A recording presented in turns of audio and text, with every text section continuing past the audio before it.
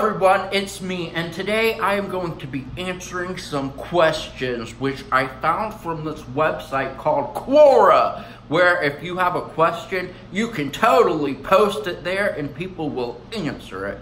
But today I've decided that I'm going to answer it in a video, so I hope this is cool. It's probably gonna suck. What is something a guest in your house did that made your jaw drop? How did you react? Well, as the question states, my jaw probably dropped. That's how I reacted. Something a guest in my home did is my brother has, at least he did. I don't know if he does now because we're estranged, but I love him dearly and he loves me dearly. But my brother had a lot of substance abuse problems, and because of that, he would hang out with the wrong crowd. People that are good, but they just do drugs. Like, you can do drugs and be a horribly strung out drug doer, but you can still be a great person. So, you know, let's not place stigma upon drug doers. Like, I have pain, you have pain, they have pain, but we all do different things with our pain. Some people eat because of their pain. Some people self-harm. Some people change the world for the better, and other people, they do drugs. It's all pain, but we just do different things with that pain. So I don't judge people for being addicted to drugs and things like that, but you know, get it together at some point because it's not healthy. And if you have kids, like, maybe don't do drugs.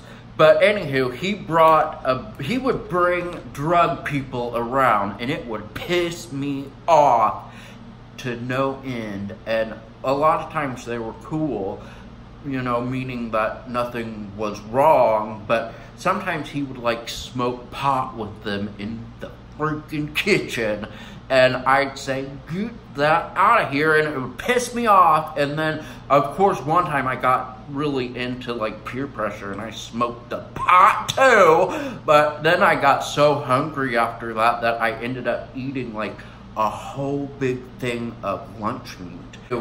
One time, he brought this girl over named Tabitha, and Tabitha was a strung out woman and pissed me off so much that this slut was in my home.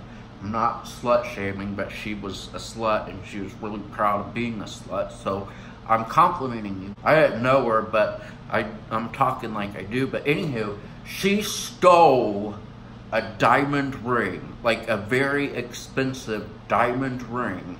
And she didn't get out of the house, but my brother had saw her take the diamond ring and put it in her pocket. And he's like, hey, that woman just put a ring in her pocket. And I'm like, well, it's your friend, you need to deal with that. And he wasn't dealing with it. He got the ring back, but he wasn't like saying, how dare you steal? So I ended up like calling her out, get the mother F out of my dang house, or else I'm gonna do X, Y, and Z. And then she was just standing there trying to give me a lot of sass, like, you fucking F, whatever. And I had to get a knife, you guys. Like, I am a very classy person. I'm educated. I'm all these things and more.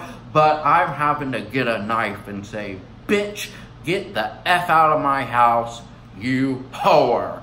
So that is what a guest did in my house that made my jaw drop.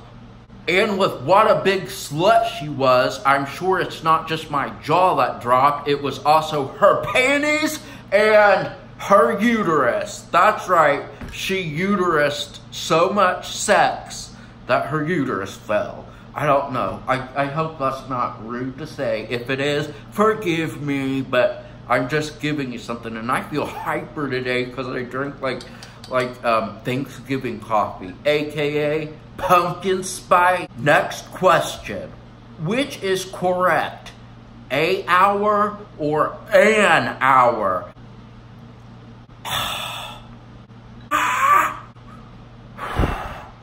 which is correct. Next question.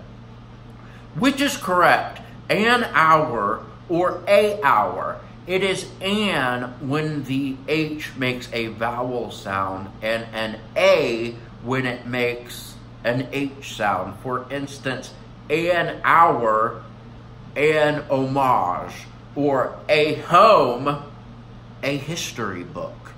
Get it? It has to do with the sounds.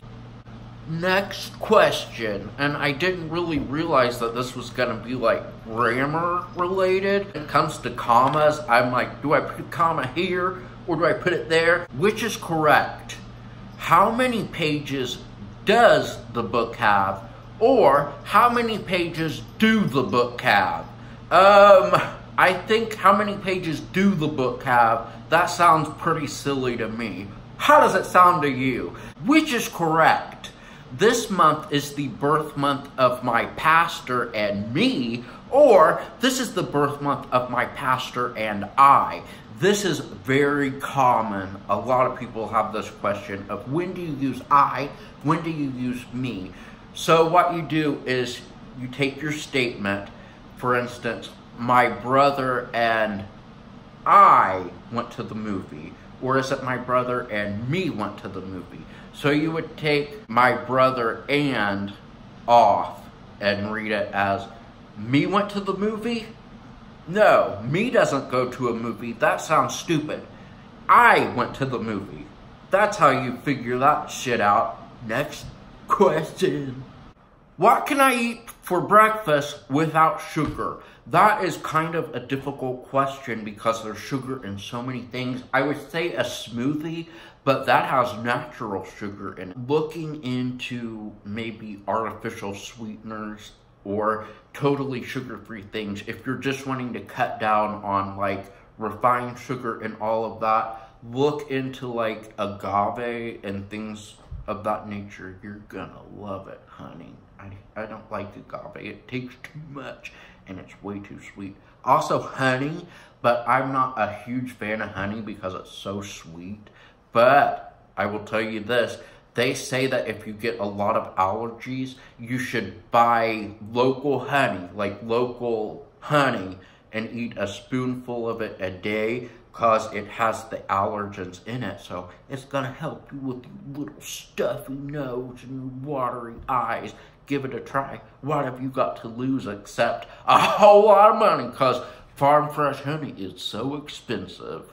What is something unrealistic that you often see in movies that annoys the hell out of you when people leave the house and they don't close the front door? It's like, what the hell? Also, it really annoys me when, like, there's a woman in the movie and she's supposedly geeky, but the second she does this to her hair and takes those glasses off, it's like, oh my God, you're a babe. It's like, she looks the same. She just undid her hair and took her glasses off.